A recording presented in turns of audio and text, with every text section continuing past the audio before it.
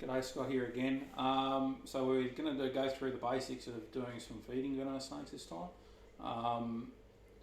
The rodents that we're using are stuff that we've bred ourselves and then freshly killed. So they've been euthanized, so there's no pain to the rodents. And so at the end of the day, feeding the snakes is a means to an end. We don't get off by putting in live rodents or anything like that. It's a pretty horrible way to die. So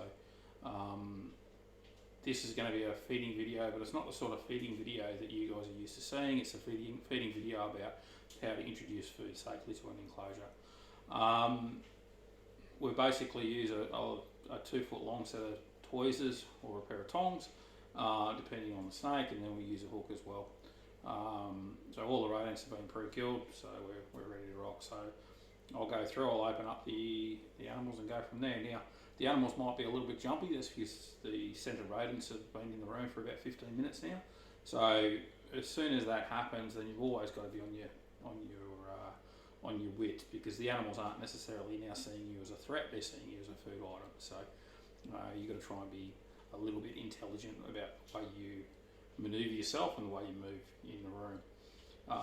Also important to make sure that your room design is set up properly, because at the end of the day, if your room is set up right, what it allows you to do is you can actually leave the animal, get out of the way, get a clear distance.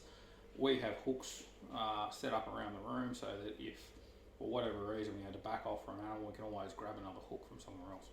So with that being said, we'll jump onto it.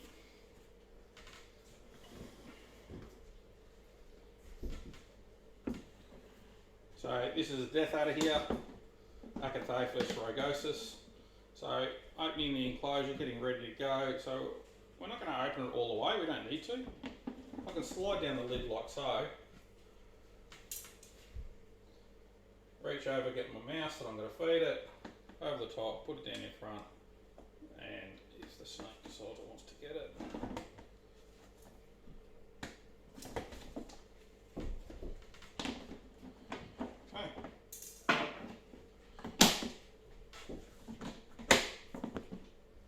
Clips are on, snake's fed.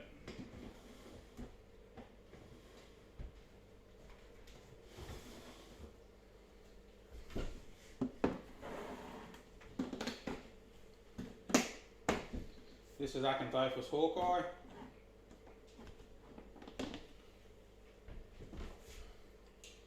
Same thing.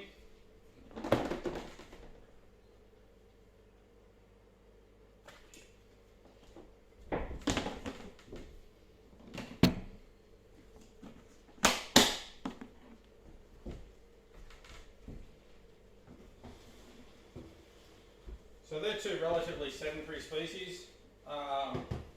The next one I'm going to do now is I'll do a butler snake. Actually, no, I won't do a dugite next.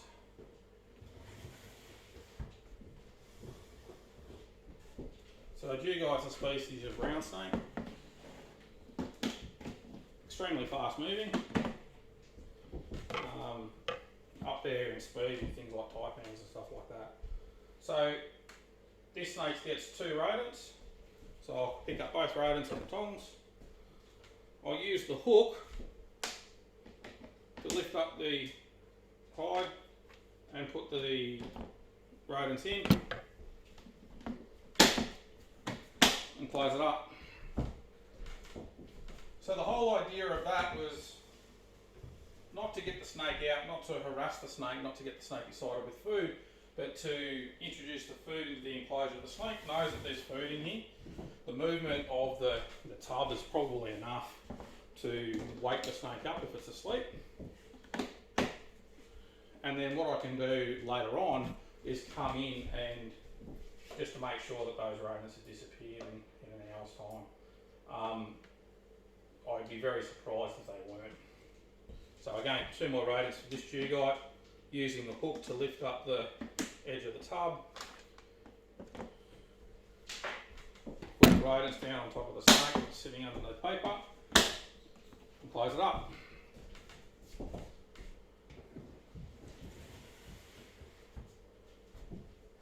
By feeding in this manner, you're not making feeding an exciting thing for the snake.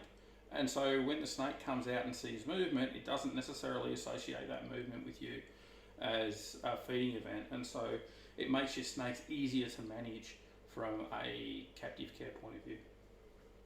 Hope you enjoyed the video. Thanks.